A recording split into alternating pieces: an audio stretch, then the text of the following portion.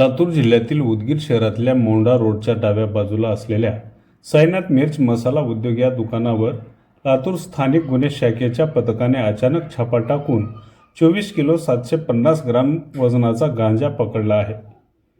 त्यामुळे उदगीर शहरासह तालुक्यात अवैध गांजा विक्री करणाऱ्या रॉकेटचे चांगलेच धाबे दणाणले आहेत। पोलीस अधीक्षक अमोल तांबे यांनी जिल्ह्यातील अवैध गांजा व अंमली पदार्थाची विक्री, वाहतूक आणि साठवण करणाऱ्या विरुद्ध कठोर कारवाईची मोहीम राबवण्याचे आदेश दिले आहेत। त्या अनुषंगाने अप्पर पोलीस अधीक्षक मंगेश चव्हाण यांच्या मार्गदर्शनाखाली स्थानिक गुन्हे शाखेचे पोलीस निरीक्षक सुधाकर बावकर यांच्या पथकाने ही कारवाई केली आहे।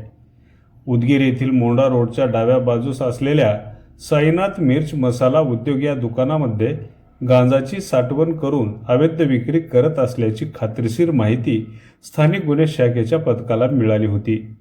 त्यावरून स्थानिक गुन्हे शाखेचे पोलीस निरीक्षक सुधाकर बावकर व उदगीर शहर पोलीस ठाण्याचे प्रभारी पोलीस अधिकारी अनत्रे यांनी पथकासह अचानक साईनाथ मिर्च मसाला उद्योग या दुकानावर छापा टाकला।